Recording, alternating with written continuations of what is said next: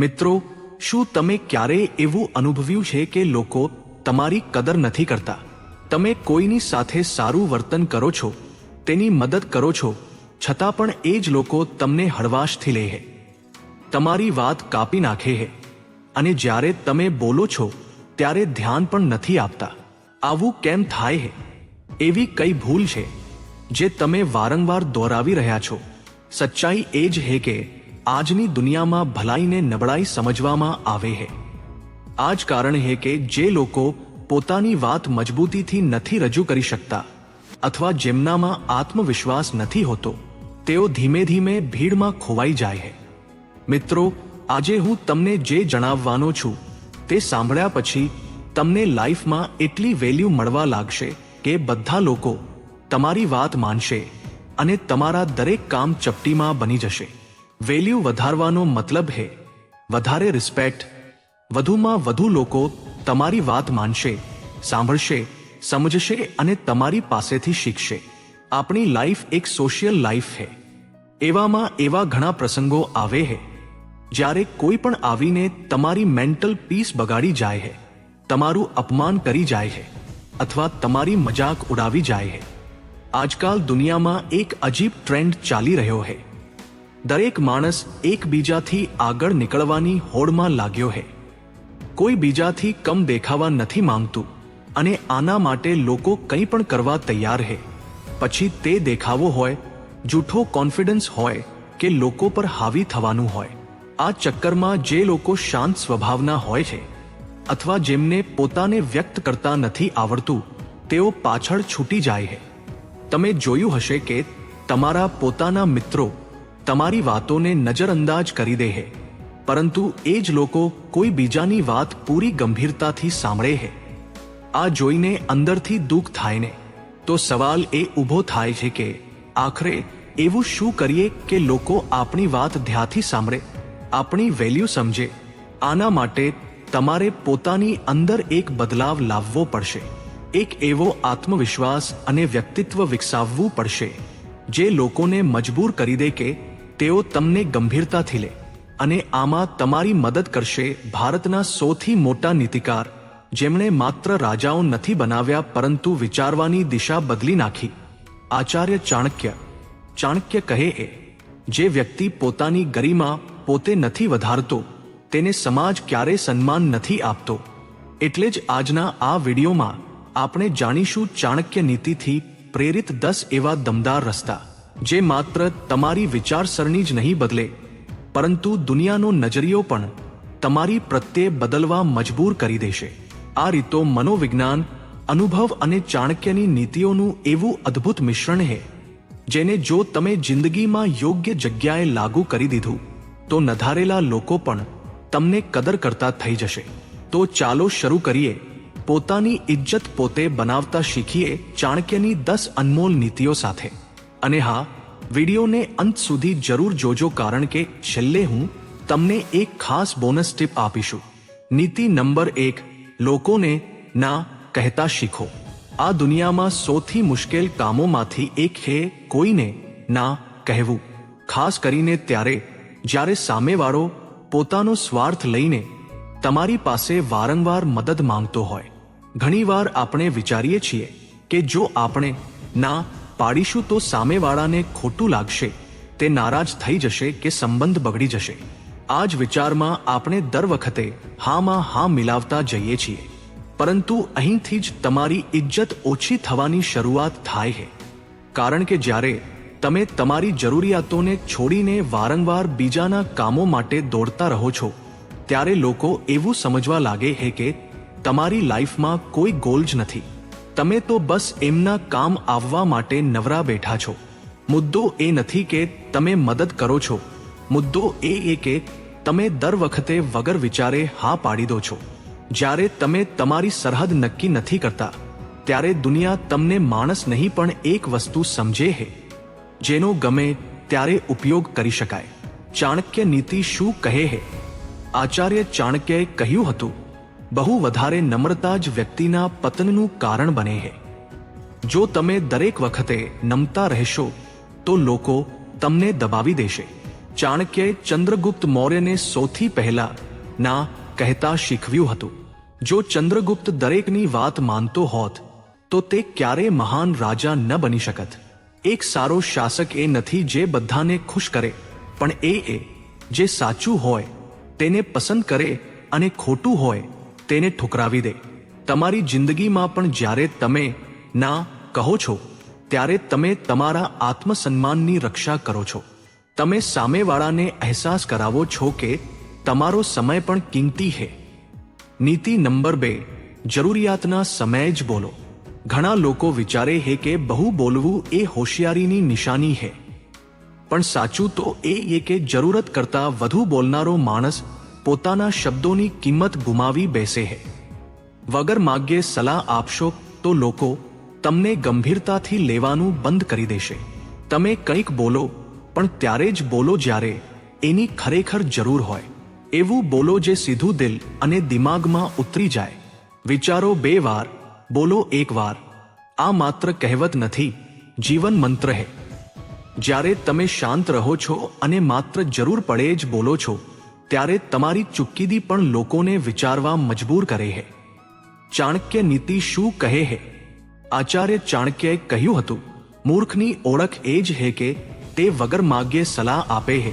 ચાણક્યએ આજીવન મૌનની તાકાતને સમજી અને શીખવી હતી. તેમણે ચંદ્રગુપ્તને કહ્યું હતું કે શબ્દોનો ઉપયોગ તલવારની જેમ કરો, ઓછો પણ ધારદાર.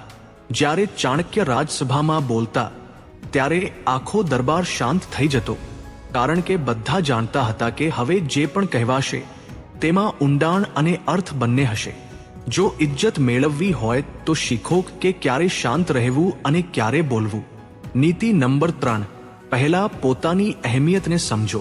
આ દુનિયામાં જો સૌથી પહેલા કોઈએ તમારી ઇજ્જત કરવાની હોય તો એ શરૂઆત તમારે ખુદથી કરવી પડશે. જ્યાં સુધી તમે પોતે પોતાની વેલ્યુ નહીં સમજો ત્યાં સુધી દુનિયા તમને કોઈ મહત્વ નહીં આપે. પોતાની રિસ્પેક્ટ કરવાનો મતલબ છે તમારી મહેનત, તમારા લક્ષ્યો અને તમારા શિસ્તની કદર કરવી.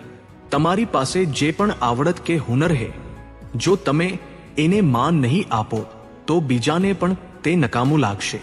તમારા કામને એટલું બહેતરીન બનાવો કે લોકો આપોઆપ તેના વખાણ કરે. ચાણક્ય નીતિ શું કહે છે? આચાર્ય ચાણક્યએ સ્પષ્ટ કહ્યું છે, પોતાના પર વિશ્વાસ જ વ્યક્તિને મહાન બનાવે છે. તેમણે ચંદ્રગુપ્ત જેવા સામાન્ય બાળકને સમ્રાટ બનવાનો રસ્તો દેખાડ્યો, પણ તે પહેલા તેને તેની પોતાની તાકાતનો અહેસાસ કરાવ્યો. ચાણક્યએ પોતે જ્યારે પોતાના જ્ઞાનની શક્તિને ઓળખી ત્યારે જ તેમણે આખા નંદવંશને ઉખાડી ફેંક્યો. પોતાની નજરમાં ઉઠો, બાકીની દુનિયા આપોઆપ નમી જશે. નીતિ નંબર 4, વારંવાર માફી માંગવાનું બંધ કરો. માણસ માત્ર ભૂલને પાત્ર. આપણા બધાથી ભૂલ થાય છે, પણ જો તમે દરેક નાની નાની વાત પર વારંવાર સોરી બોલ્યા કરશો તો તમારી છબી એક નબળા અને બિનજવાબદાર માણસ જેવી બની જશે. સામેવાળો વિચારશે કે આ માણસ બસ ભૂલો કરે છે અને સોરી બોલીને છટકી જાય છે. સોરી બોલવું ખોટું નથી, પણ બદલાવ શબ્દોથી નહીં, કર્મોથી દેખાવો જોઈએ. લોકો તમારી માફી નહીં, તમારો સુધાર જોતા હોય છે. ચાણક્ય નીતિ શું કહે છે? આચાર્ય ચાણક્યએ કહ્યું હતું, જે વારંવાર એકની એક ભૂલ કરે છે તે મૂર્ખ નહીં પણ ચરિત્રહીન છે. ભૂલ કરવી એ ગુનો નથી, પણ તેને ન સુધારવી એ મોટો દોષ છે. ચાણક્ય જ્યારે પોતાના શિષ્યોને કોઈ કામ આપતા અને ભૂલ થતી ત્યારે તેઓ માત્ર માફી સ્વીકારતા નહોતા પણ સુધારની અપેક્ષા રાખતા હતા. એક વાર માફી માંગી લો, પણ એ જ ભૂલ બીજી વાર ન થવી જોઈએ. તો જ લોકો તમારા પર ભરોસો કરશે. નીતિ નંબર 5, જે પણ કરો દિલથી કરો. આ દુનિયામાં લાખો લોકો રોજ કામ કરે છે, પણ ફરક ત્યાં પડે છે જ્યાં કામ દિલથી કરવામાં આવે છે. જ્યારે તમે કોઈ કામ મજબૂરીમાં કરો છો તો તેની નકારાત્મકતા તમારા ચહેરા પર દેખાય છે, પણ જ્યારે એ જ કામ પૂરા જોશ અને લગનથી કરો છો ત્યારે તે કામ તમારી ઓળખ બની જાય છે. લોકો માત્ર તમારું રિઝલ્ટ નથી જોતા, તેઓ તમારી એનર્જી અનુભવે છે. જ્યારે તમે તમારા કામને ઇજ્જત આપશો ત્યારે દુનિયા તમને ઇજ્જત આપશે. ચાણક્ય નીતિ શું કહે હે? આચાર્ય ચાણક્યએ પણ કહ્યું હતું, કોઈ પણ કામને કાં તો પૂરા મનથી કરો અથવા તો કરો જ નહીં. અધૂરા મનથી કરેલું કામ ન તો પરિણામ આપે હે, ન તો સન્માન. જ્યારે ચાણક્યએ મૌર્ય સામ્રાજ્ય સ્થાપવાનું સપનું જોયું, ત્યારે તેમણે પોતાનું સર્વસ્વ સમર્પિત કરી દીધું. તેમણે કોઈ બાંધછોડ ન કરી.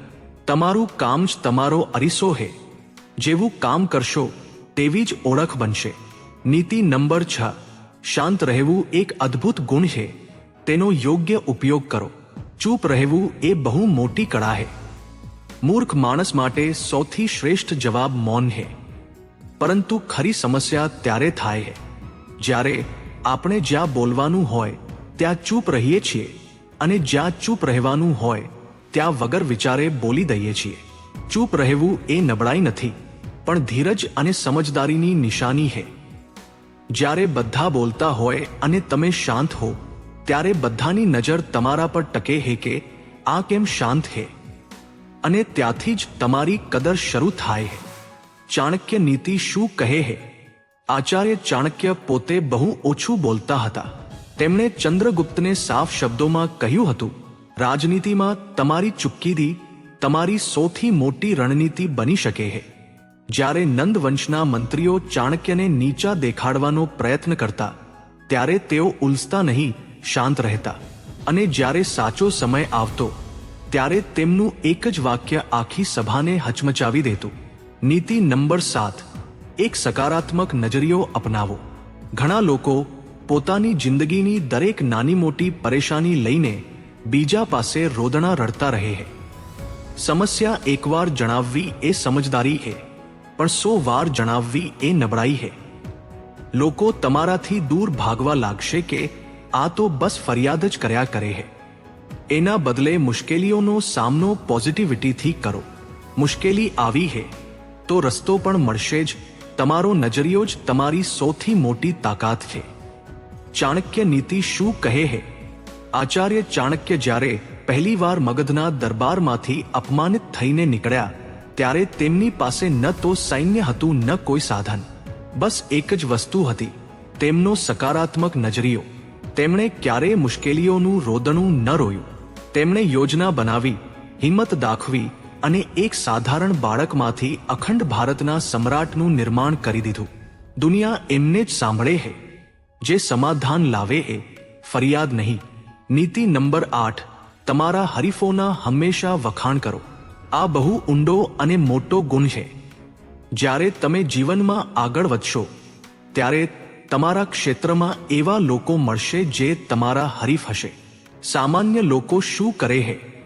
પોતાના હરીફને દુશ્મન માની લે છે અને એની બુરાઈ કરવા લાગે છે. પરંતુ સાચી સમજદારી એ છે કે તમે જુઓ કે એમનામાં એવું શું ખાસ છે જે એમને આગળ લઈ જાય છે. એમના સારા ગુણોના વખાણ કરો અને એમાંથી શીખો. જે માણસ પોતાના હરીફની ઇજ્જત રાખતા જાણે છે, તે પોતે સન્માનનો હકદાર બને છે. ચાણક્ય નીતિ શું કહે છે? ચાણક્યના સમયમાં પણ ઘણા વિદ્વાનો અને રાજાઓ તેમની સામે હતા, પણ ચાણક્યએ ક્યારેય કોઈની ખોટી આલોચના નહોતી કરી. એક પ્રસિદ્ધ ઉદાહરણ છે જ્યારે ચાણક્યએ નંદ વંશના મંત્રી અને પોતાના વિરોધી અમાત્ય રાક્ષસની રાજનૈતિક સમજદારીના વખાણ કર્યા હતા. ચાણક્યએ કહ્યું હતું, દુશ્મનનું મૂલ્યાંકન તેની યોગ્યતાના આધારે કરો, તમારી ભાવનાના આધારે નહીં. નીતિ નંબર 9. તમારી મર્યાદામાં રહેતા શીખો. દરેક માણસની એક સીમા હોય છે. ઘણા લોકો એ વસ્તુઓને બદલવાનો પ્રયત્ન કરે છે જે એમના હાથમાં જ નથી હોતી. તમારો કંટ્રોલ ક્યાં સુધી છે, તમારી જવાબદારી કેટલી છે, એ જાણવું જ માનસિક અને સામાજિક સીમા છે. બધાને ખુશ કરવા જશો તો થાકી જશો. ભારતના મહાન વૈજ્ઞાનિક સર જગદીશ ચંદ્ર બોઝનું ઉદાહરણ લો. જ્યારે તેમણે કહ્યું કે વનસ્પતિમાં જીવ છે, ત્યારે લોકોએ મજાક ઉડાવી, પણ તેઓ કોઈની સાથે ચર્ચામાં ન પડ્યા. તેમણે પ્રયોગશાળામાં પોતાની સીમામાં રહીને કામ કર્યું અને સાબિત કરી બતાવ્યું. ચાણક્ય નીતિ શું કહે છે? ચાણક્ય પણ જાણતા હતા કે બધાને એક સાથે ખુશ ન કરી શકાય. જ્યારે તેઓ ચંદ્રગુપ્તને રાજા બનાવતા હતા, ત્યારે ઘણા લોકો વિરોધમાં હતા, પણ ચાણક્યએ કોઈની આલોચનાનો જવાબ આપવામાં સમય બગાડવાને બદલે માત્ર પોતાની રણનીતિ પર ધ્યાન આપ્યું. સમજદાર એ જ છે જે જાણે છે કે એણે શું કરવાનું છે અને એનાથી પણ વધુ એ જાણે છે કે એણે શું નથી કરવાનું. નીતિ નંબર 10: સમયના પાબંદ બનો અને વિનમ્ર રહો. ઘણીવાર આપણી આસપાસ એવા લોકો હોય છે જેમના ડરથી લોકો સામે તો કશું નથી બોલતા, પણ પીઠ પાછળ એમની ખૂબ બુરાઈ કરે છે. આપણે ક્યારે પીઠ પાછળ ન બોલવું જોઈએ. આપણો સ્વભાવ વિનમ્ર અને શાંત હોવો જોઈએ. જો તમે ગુસ્સાવાળા કે ચીડિયા રહેશો તો લોકો તમારી વેલ્યુ ઓછી કરી દેશે. કોઈને હર્ટ ન કરવાનો મતલબ એ નથી કે બધાની ગુલામી કરવી, પણ એવી વાત ન કરવી જેથી સામેવાળાની ગરિમાને ઠેસ પહોંચે. તમે ઇજ્જત આપશો તો જ ઇજ્જત મળશે. ચાણક્ય નીતિ શું કહે છે? ચાણક્ય પોતાની નીતિમાં સાફ લખે છે કે સ્થિરતા અને સંયમ એક શાસકની સૌથી મોટી તાકાત છે. જો તમે સમયનું સન્માન કરશો, દરેક કામ વખત પર પૂરું કરશો અને સ્વભાવ વિનમ્ર રાખશો, તો લોકો તમારા વ્યક્તિત્વના પ્રશંસક બની જશે. સફળ માણસ એ જ છે જે કામમાં પંક્ચ્યુઅલ અને વર્તનમાં વિનમ્ર હોય. ખાસ બોનસ ટીપ: સ્વચ્છ અને પ્રભાવશાળી દેખાવ. મિત્રો, તમે ગમે તેટલા જ્ઞાની હો, પણ જ્યારે તમે કોઈને પહેલીવાર મળો છો ત્યારે તમારી બોડી લેંગ્વેજ અને તમારો દેખાવ તમારી ઓળખ આપે છે. આચાર્ય ચાણક્ય કહે છે કે બાહ્ય વ્યક્તિત્વ પણ એટલું જ મહત્વનું છે. હંમેશા સાફસૂથરા કપડાં પહેરો. તમારી આંખોમાં એક આત્મવિશ્વાસ હોવો જોઈએ અને ચહેરા પર હળવું સ્મિત. જ્યારે તમે ટટ્ટાર ઊભા રહો છો અને લોકોની આંખોમાં આંખો પરોવીને વાત કરો છો, ત્યારે સામેવાળો માણસ સબકોન્શિયસલી તમને એક પાવરફુલ વ્યક્તિ તરીકે સ્વીકારી લે છે. તો મિત્રો, આ હતા જિંદગીના એવા 10 નિયમો જેને જો તમે તમારી જિંદગીમાં અપનાવશો તો સમાજમાં તમને અદ્ભુત સન્માન અને આદર મળશે. લોકો તમારી કદર કરશે. તો મિત્રો, મને આશા છે કે તમને આ વિડિયો ગમ્યો હશે. જો હા, તો હવે મહેનત કરવાનો સમય છે. પોતાનું ધ્યાન રાખવાનો અને સતત આગળ વધવાનો સમય છે. સફળતાનો કોઈ શોર્ટકટ નથી હોતો. બસ તમારો સાચો પ્રયત્ન જ તમને ઊંચાઈઓ પર લઈ જાય છે. તો ચાલો આપણી જિંદગીને એક નવી દિશા આપીએ, આપણા સપના પૂરા કરીએ અને દેશનું નામ રોશન કરીએ. જો વિડિયો સારો લાગ્યો હોય તો વિડિયોને લાઈક કરો, શેર કરો અને આપણી ચાણક્ય ફોકસ ચેનલને સબસ્ક્રાઇબ કરવાનું ભૂલતા નહીં, જેથી આપણે બધા મળીને એક બહેતરીન સમાજ બનાવી શકીએ. આગળ વધો, કારણ કે તમારી સફળતા તમારી રાહ જોઈ રહી છે. તેમજ કોમેન્ટ બોક્સમાં ચાણક્ય નીતિ જરૂર લખી દેજો. તો મિત્રો, આજ માટે બસ આટલું જ. ફરી મળીશું એક આવા જ નવા વિડીયોમાં. ત્યાં સુધી બધા હસતા રહો, ખુશ રહો અને પોતાનું ધ્યાન રાખો. વિડીયોમાં અંત સુધી બની રહેવા માટે ધન્યવાદ. તમારો દિવસ શુભ રહે.